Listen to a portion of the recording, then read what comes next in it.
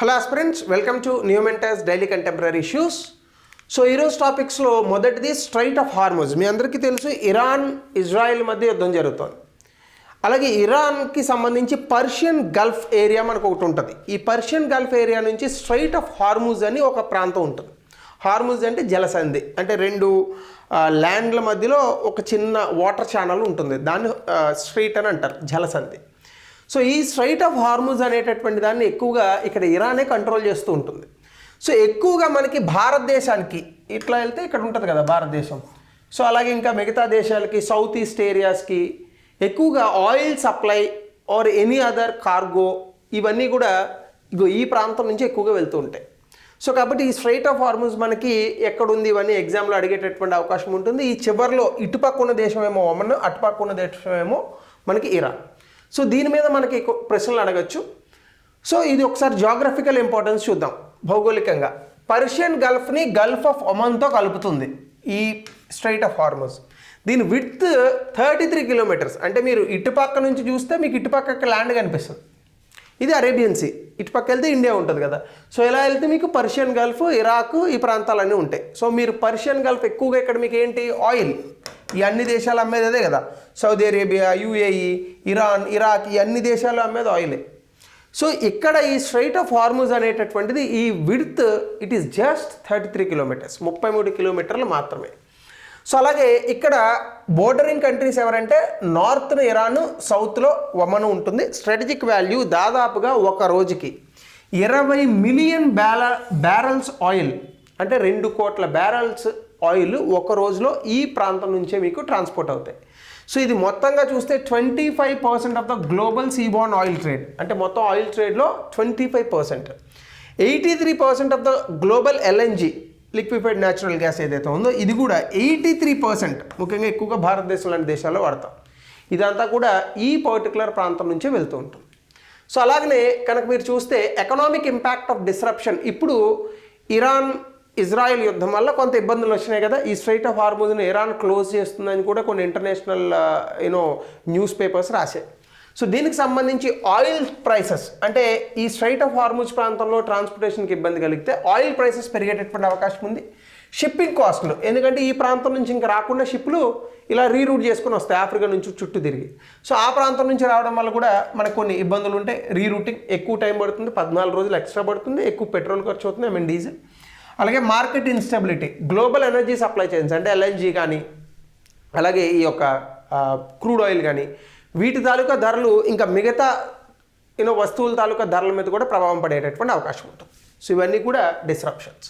అలాగే Iran calculations ఏంటంటే Iran Iraq వారప్పుడు ఈ ప్రాంతాన్ని ఫుల్గా బ్లాక్ చేయలేదు, కానీ చాలా షిప్స్ మీద అటాక్లు జరిగాయి. ఈవెన్ కొన్ని షిప్స్ చాలా ధ్వంసం అయ్యాయి కూడా. సో అదే ఇప్పుడు ప్రాబ్లం ఉంది. అలాగే economic dependence, exports oil to China discounted rates. దాంతోపాటుగా ఈ ప్రాంతం నుంచి ఇరాన్ కూడా చాలా తక్కువ రేటుకి చైనాకి ఎక్కువగా పంపిస్తూ ఉంటుంది. కాబట్టి ఒకవేళ ఈ పర్టికులర్ స్ట్రైట్ ఆఫ్ హార్మూజ్ని కనుక బ్లాక్ చేస్తే అది ఇరాన్కే ఎక్కువ ప్రాబ్లం. ఎందుకంటే ఇండియా, చైనా లాంటి దేశాలు ఎక్కువగా ఆయిల్ కొంటున్నాయి. అలాగే ఈ ప్రాంతంలో ఉన్నటువంటి ఈ ప్రాంతీయ ఇంకా ఇతర దేశాలు ఏవైతే ఉన్నాయో వాటితో కూడా కొన్ని సత్సంబంధాలు ఇబ్బంది పడేటటువంటి అవకాశం ఉంటుంది ఒకవేళ అలాంటి బ్లాకేజ్ జరిగితే. జరగవు, బట్ జాగ్రఫికల్గా మనకి క్వశ్చన్లు అడిగే అవకాశం ఉంది. అలాగే మిలిటరీ ప్రెజెన్స్ కూడా చూస్తే ఇక్కడ బహ్రెయిన్ అనేటటువంటి ఒక దేశం ఉంది. అక్కడ యుఎస్ 5th ఫ్లీట్, అంటే ఈ ప్రాంతాన్ని కంట్రోల్ చేయడానికి అమెరికా వాడు అన్ని ప్రాంతాల్లోని కూడా వాడి తాలూకా ఫ్లీట్ని పెడుతూ ఉంటాడు. సో ఇక్కడ ఒక రెస్పాన్స్, అలాగే దీనికోసం యుఎస్ తాలూకా 5th ఫ్లీట్ కూడా ఈ బహ్రెయిన్లో ఉంది. అలాగే ఇరాన్ యాక్షన్స్ వల్ల ఇప్పుడు యుఎస్ కూడా మళ్ళీ యుద్ధంలోకి దిగుతుంది. అప్పుడు మొత్తం ఈ ప్రాంతంలో ఇబ్బందులు వస్తే షిప్స్ రూట్స్ని మార్చుకునేటటువంటి అవకాశం ఉంది. దీనివల్ల క్యావోస్ వచ్చేటటువంటి అవకాశం, అట్ ద సేమ్ టైం ధరలు పెరుగుతాయి.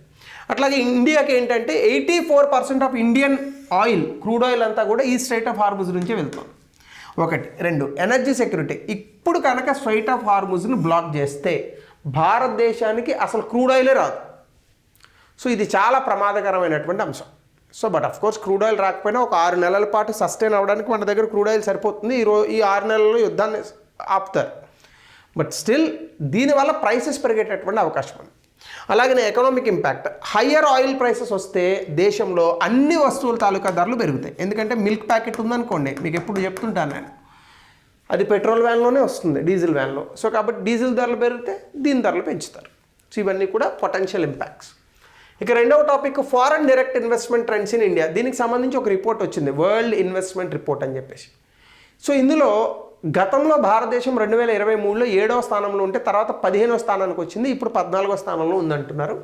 సో ఇందులో ఎక్కువగా ఎస్పెషల్లీ రెన్యూబుల్ ఎనర్జీకి సంబంధించి ఈ సెక్టార్స్లో చాలా అద్భుతమైనటువంటి ఇన్వెస్ట్మెంట్స్ వచ్చాయి. ఇక్కడ మీకు కనిపిస్తున్న మ్యాప్ డయాగ్రామ్ 2000 నుంచి 2024 మధ్య ఎక్కువగా ఏ రంగాలలో పెట్టుబడులు వచ్చాయి. హైయెస్ట్ మీకు సర్వీస్ సెక్టార్లో ఉంటుంది 24.2. అలాగే కంప్యూటర్ సాఫ్ట్వేర్ హార్డ్వేర్ని కూడా అందులో వేస్తే మీరు ఇంకా ఎక్కువ ఆల్మోస్ట్ ఆల్ 50% మీకు రీచ్ అవుతుంది. సో అలాగే ఇక్కడ కనుక మనం చూస్తే టోటల్ ఎఫ్డిఐ ఫ్లోస్ 2023 లాగానే 2024లో కూడా $28 బిలియన్ వచ్చాయి. అయితే ప్రపంచవ్యాప్తంగా 11% తగ్గింది. కానీ ఆఫ్రికాలో చాలా అద్భుతంగా పెరిగాయి. కేవలం ఈజిప్ట్లోనే చాలా అపారమైనటువంటి పెరుగుదల ఉంది. ఆఫ్రికాలో 73% ఎఫ్డిఐ పెరిగింది. అయితే ప్రపంచవ్యాప్తంగా ఎఫ్డిఐ తగ్గినప్పటికీ ఇండియాలో మాత్రం స్టేబుల్గా ఉంది. ఎఫ్డిఐ ఈక్విటీ ఇన్ఫ్లోస్ కనుక మీరు చూస్తే, ఈక్విటీ అంటే కంపెనీలు కొనుక్కోవడం, ఒక $50 బిలియన్ వచ్చాయట. అలాగే గ్లోబల్ ర్యాంకింగ్లో కనుక చూసుకుంటే UNCTAD ర్యాంకింగ్స్ 15 ఉంది. గతంలో 7లో ఉండేవాళ్ళం, కానీ తగ్గిపోయింది. తర్వాత ఫెల్ అయినా కూడా again we're coming to the old positions. అయితే టాప్ డెస్టినేషన్స్ ఎంత తగ్గినా, ఎంత ఇబ్బందికరమైన పరిస్థితుల్లో ఉన్నా అమెరికా నెంబర్ 1లో ఉంటుంది. సో ఎక్కువ పెట్టుబడులు అక్కడే జరుగుతున్నాయి. తర్వాత సింగపూర్, హాంకాంగ్. చైనాలో దాదాపుగా 24% నుంచి 26% పెట్టుబడులు, 29% తగ్గిపోయాయి. అలాగే ఇండియా గ్రీన్ఫీల్డ్ ప్రాజెక్ట్స్ అంటే కొత్తగా చేసేటటువంటి ప్రాజెక్టులు. ఈ కొత్త ప్రాజెక్టులు ఇండియా 4th పొజిషన్లో ఉంది. అలాగే కొన్ని టెక్నాలజీ అండ్ మ్యానుఫ్యాక్చరింగ్, ముఖ్యంగా ఫిన్టెక్ అనే కంపెనీలు ఉన్నాయి, ఫినాన్షియల్ టెక్నాలజీ కంపెనీస్. ఈ కంపెనీస్లో చాలా అద్భుతమైనటువంటి పురోగతి ఉంది. అందులోనే ఎక్కువగా పెట్టుబడులు వస్తున్నాయి. అలాగే ఇంటర్నేషనల్ ప్రాజెక్ట్స్ ఏవైతే ఉన్నాయో, సో ఇందులో మాత్రం పడిపోయింది 5 ప్లేసెస్కి. సో అలాగనే సెక్టార్ వైజ్ చూసుకుంటే క్యాపిటల్ ఎక్స్పెండిచర్ అంటే కొత్తగా ఇన్ఫ్రాస్ట్రక్చర్ కొనడం కోసం మూలధన పెట్టుబడులు అని అంటాం, అది 25% పెరిగి $110 బిలియన్ వెళ్ళిందట. ఇది ఇండియాలో కాదు. సో మనం చూసుకుంటే ఆసియా మొత్తంలో. అలాగే కీ ఇన్వెస్ట్మెంట్స్, మైక్రోసాఫ్ట్ ఇటీవల కాలంలో $3 బిలియన్ క్లౌడ్ అండ్ ఆర్టిఫిషియల్ ఇంటెలిజెన్స్లో పెట్టారు. అలాగే ఇప్పుడు మీకు అందరికీ తెలుసు డిస్నీ హాట్స్టార్ జియో హాట్స్టార్గా మారింది. ఇది కూడా చాలా ఎక్కువ డబ్బులతోనే జరిగింది. కాబట్టి ఇక్కడ కనుక మీరు చూసుకుంటే ఫిన్టెక్, అలాగే ఎంటర్టైన్మెంట్ కంపెనీస్, దాంతోపాటుగా ఫార్మాస్యూటికల్ సెక్టర్స్, లోకల్ ఫర్మ్స్, కొన్ని ఇంటర్నేషనల్ ఫర్మ్స్ని కొంటున్నాయి. సో వీటన్నిటి కారణాల వల్ల ఈ పర్టికులర్గా మనకి ఫార్మాస్యూటికల్, అలాగే సర్వీస్ సెక్టర్ అంటే ఐటీ రిలేటెడ్ సంస్థలు, అలాగే డిజిటల్ టెక్నాలజీ, వీటిల్లో ఉన్నటువంటి పురోగతి కారణంగా భారతదేశానికి చాలా అద్భుతమైనటువంటి ఎఫ్డిఐ వస్తుంది. సో ఇది సెకండ్ టాపిక్. సో అందులోనే మీరు చూస్తే ప్రపంచ దేశాలతో పోల్చుకుంటే భారతదేశంలో బాగానే ఉంది. గ్రీన్ఫీల్డ్ ప్రాజెక్ట్స్ చాలా అద్భుతంగా ఉన్నాయి. ఫినాన్స్లో ముఖ్యంగా ఇన్ఫ్రాస్ట్రక్చర్ ఛాలెంజెస్ కొన్ని మనం సర్వ్ చేసుకోవాలి. థర్డ్ టాపిక్ వచ్చేసి రైస్కి ఎల్లో మాటిల్ వైరస్ అనే ఒక వైరస్ వస్తుంది. ఈ వైరస్ బొమ్మ వేసాను కానీ మనకేం అర్థం కాదు, గ్రీన్ కలర్లోనే ఉంది. మీరు చూస్తే ఇది మన రైస్ పండించేటటువంటి అది ఉంటుంది కదా మొక్కనను కూడా గడ్డ అనాలి యాక్చువల్గా. సో రైస్ స్టాక్ సంబంధించి ఇక్కడ చూడండి ఒక కలర్ వచ్చింది, పేల్ ఎల్లో కలర్. ఇది ఆ మాటిల్ వైరస్ అంటే. ఇది ఎక్కువగా ఆఫ్రికా దేశాల్లో కనిపిస్తోంది. ఇది సాంబిమో వైరస్ అనేటటువంటి ఒక జినస్కి చెందింది. ముఖ్యంగా ఆఫ్రికా దేశాల్లో ఎక్కడెక్కడైతే వరి పండిస్తున్నారో ఆ దేశాల్లో ఎక్కువగా కనిపిస్తోంది. అలాగే ఇటీవల కాలంలో చాలా ర్యాపిడ్గా ఇది స్ప్రెడ్ అవుతుంది. సో అలాగే ప్లాంట్ రెసిస్టెన్స్ నుంచి ఇది వచ్చిందని చెప్తున్నారు. ముఖ్యంగా ఒరిజిన్ కనుక చూస్తే ఇది 1800 సంవత్సరంలోనే ఉందట, తంజానియా లాంటి ప్రాంతాల్లో. అలాగే trade routes, colonial movements, war time transport, ఈ అన్ని కారణాల వల్ల మనకి ఏమవుతుందంటే చాలా వేరే ప్రాంతాలకు కూడా ఇది స్ప్రెడ్ అవుతుంది. దయచేసి భారతదేశానికి రాకుండా ఉంటే బెటర్. ఎందుకంటే మనందరం కూడా ఎక్కువగా రైస్ తిని జీవించేటటువంటి వ్యక్తులు, ఇలాంటివి కనుక వస్తే ఎక్కువగా రైస్ ప్రొడక్షన్ కనుక పడిపోతే మన దేశంలో ఫుడ్ ఇన్సెక్యూరిటీ వస్తుంది. అలాగే లేక్ విక్టోరియా, మడాగాస్కర్, ఈ దేశాలకు కూడా 1970లో ఈ యొక్క వ్యాధి అంటుకుంది. సో ఇది సిమ్టమ్స్ ఎట్లుంటాయంటే ఎల్లో గ్రీన్ స్పాట్స్ వస్తాయి ఆ లీవ్స్ మీద, ఆ స్ట్రా మీద. అలాగే దీనివల్ల దిగుబడి తగ్గిపోతుంది. దాంతోపాటుగా కొన్ని సందర్భాల్లో 10% నుంచి దిగుబడి 100% పోయేటటువంటి అవకాశం ఉంది. అంటే 40 బస్తాలలో 4 బస్తాలే పండుతాయి. కొన్నిసార్లు 40 బస్తాలు రావు, మొత్తం పుచ్చిపోతుంది. సో ఇవి కనుక జరిగితే భారతదేశం లాంటి దేశాలు అసలు తట్టుకోలేవు. కాబట్టి ఈ డిసీజెస్ని ఆఫ్రికాలోనే ఉంచుదాం, ఇక్కడికి తీసుకురావద్దు. అలాగే ట్రాన్స్మిషన్ ఎట్లా వస్తుందంటే బీటిల్స్, కొన్ని పురుగులు ఉంటాయి కదా, గ్రాస్ కూపర్స్, బీటిల్స్, ఇవి ఆబ్వియస్గా ఆఫ్రికా నుంచి ఇంత దూరం అవి ఎగురుకొని రాలేవు కాబట్టి పెద్ద ప్రమాదం లేదు. కొన్నిసార్లు life stock, irrigation water, infected plant contact, ఇవి కూడా మన దేశానికి వచ్చే అవకాశం లేదు. ఎందుకంటే అక్కడ లైఫ్ స్టాక్ని ఇక్కడ తీసుకురారు. అక్కడ ఇరిగేషన్ వాటర్ ఇక్కడికి రాదు, అక్కడ ఇన్ఫెక్టెడ్ ప్లాంట్స్ ఇక్కడికి తీసుకురాము. అలాగే సర్వైవల్ ఏంటంటే కొన్ని పెస్ట్లు ఉన్నాయట, బట్ ఎక్కువగా మనం ఏం చేయాలంటే వీడ్స్ ఉంటాయి కదా, విచ్ మీన్స్ మనకి కలుపు ఎప్పటికప్పుడు తీసేస్తూ ఉండాలి. సో దానివల్ల మనం చేయొచ్చు. అలాగే సింక్రనస్ ప్లాంటింగ్ వల్ల ఈ డిసీజ్ని ఆపచ్చు.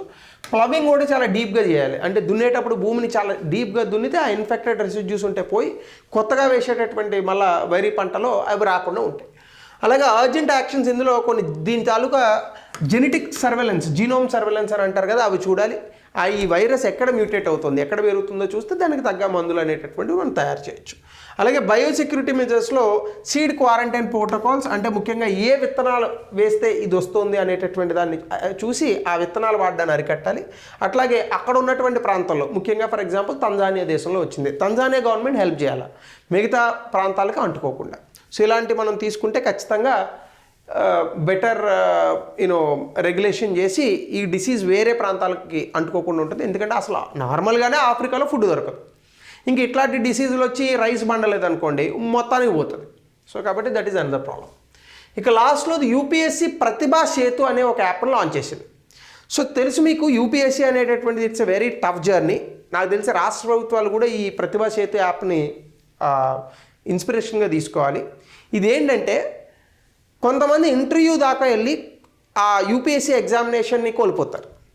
ఏదో త్రుటిలో 2 మార్కులు 5 మార్కులు 20 మార్కులు ఎన్ని మార్క్స్లోనో ఆ ఇంటర్వ్యూ దాకా వెళ్ళి కోల్పోయేటటువంటి వ్యక్తులు ఉంటారు.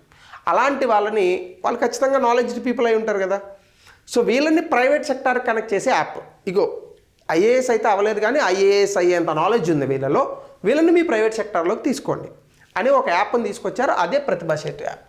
సో ఈ ప్రతిభా సేతు యాప్ని యూపీఎస్సీ లాంచ్ చేసింది ఇప్పుడు. సో యూపీఎస్సీ ఈ ప్రతిభా సేతు యాప్ని June 20 లాంచ్ చేశారు. Non selected candidates, private and government employees, అంటే గవర్నమెంట్ రిక్రూట్ చేసుకునేటటువంటి సంస్థలు కానీ ముఖ్యంగా పిఎస్యూస్ లాంటివి లేదా ప్రభుత్వ రంగ సంస్థలు ఏవైనా, అట్లాగే ప్రైవేట్ ప్లేయర్స్ కూడా ఈ యాప్ కనెక్ట్ చేసి వీళ్ళ పేర్లు పెడతారు. ఒక రకంగా చెప్పాలంటే దీన్ని గతంలో తీసుకొచ్చారు, బట్ ఇప్పుడు రీబ్రాండ్ చేసి కొంత అప్గ్రేడెడ్ వెర్షన్ తీసుకొచ్చారు. పబ్లిక్ డిస్క్లోజర్ స్కీమ్లో ఉంచారు దీన్ని. ఈ ప్లాట్ఫామ్లో ఏంటంటే non recommended candidates but who cleared all the UPSC stages, అంటే ఇంటర్వ్యూ స్టేజ్ వరకు వెళ్ళి నేరోలో మిస్ అయినటువంటి వ్యక్తులు. సో వీళ్ళని ఇక్కడ ఉంచుతారు. పార్టిసిపేషన్ అనేది వాలంటరీ. క్యాండిడేట్స్ ఎవరైతే ఉంటారో వాళ్ళ కన్సెంట్ ఇవ్వాలి, వాళ్ళ డీటెయిల్స్ షేర్ చేయడానికి, అప్పుడు మాత్రమే ఇందులో తీసుకుంటారు. గవర్నమెంట్ ప్రైవేట్ సెక్టర్ ఇద్దరూ కూడా ఈ యొక్క యాప్ తాలూకా డేటాను యాక్సెస్ చేసుకొని వాళ్ళ లాగిన్ పోర్టల్స్లో కావాలనుకున్నటువంటి వ్యక్తులు రిక్రూట్ చేసుకోవచ్చు. సో ఇది ఏంటంటే బేసికల్గా ఆల్మోస్ట్ ఈక్వల్లీ మెరిటోరియస్ ఆస్పిరెంట్స్ ఎవరైతే ఉన్నారో బట్ సెలెక్ట్ అవ్వనటువంటి క్యాండిడేట్లు వాళ్ళని రికమెండ్ చేయాలనేటటువంటి ఆలోచన. ఈ ఇనిషియేటివ్ వల్ల ఖచ్చితంగా ఎంప్లాయబిలిటీ పెరుగుతుంది. అలాగే ఈ యూపీఎస్సీ ఆస్పిరెంట్స్కి ఆల్టర్నేటివ్ కెరీర్ పాత్స్, అంటే యూపీఎస్సీ రాలేదు కాబట్టి నిరుత్సాహపడకుండా కనీసం ఇంటర్వ్యూ స్టేజ్ క్లియర్ అయినటువంటి వ్యక్తులకు ఆల్టర్నేటివ్ కెరీర్ పాత్స్ యూపీఎస్సీ ఏర్పాటు చేసినటువంటి ఒక అవకాశం దొరుకుతుంది. So it's a bridge between deserving candidates and the organisations who want to recruit them, అంతే కదా. సో కాబట్టి సేతు అని పెట్టారు. పబ్లిక్ డిస్క్లోజర్ స్కీమ్ అని ఉండేది గతంలో, వెరీ స్టాటిక్ వెబ్సైట్ అది ఉండేది. కానీ ఇప్పుడు ఈ ప్రతిభా సేతు యాప్ చాలా డైనమిక్గా ఉంది. సో ఇది important things about this. So ఇదేంటంటే win win model for the క్యాండిడేట్స్కి జాబ్ వస్తుంది, వాళ్ళకేమో మంచి పొటెన్షియల్ ఉన్నటువంటి క్యాండిడేట్స్ దొరుకుతారు for the private and public departments. So ఒక డిజిటల్ ఇల్యూన్మెంట్ ఉంటుంది, ఏంటంటే మనం సెలెక్ట్ అవ్వలేదు, ఇన్ని సంవత్సరాలు కష్టపడ్డామని. మీరు సెలెక్ట్ అవ్వకపోయినా మీకు ఆల్టర్నేటివ్ కెరియర్ పాత్ అనేటటువంటిది వస్తుంది. కాబట్టి this exam is worth of writing అనే ఒక పాయింట్ని యూపీఎస్సీ ఇండైరెక్ట్గా చెప్తుంది. ఇండైరెక్ట్ అయినా డైరెక్ట్గానే. సో కాబట్టి ఇండియా తాలూకా ఇంటెలెక్చువల్ క్యాపిటల్ని ప్రైవేట్ సెక్టార్ పబ్లిక్ సెక్టార్ ఇద్దరు కూడా నేషన్ బిల్డింగ్ వాడుకోవడానికి ఈ ప్రతిభా సేతు అనేటటువంటి యాప్ పనికొస్తుంది. సో ఇది important things from today's newspaper and TIB. So thank you. We'll meet tomorrow.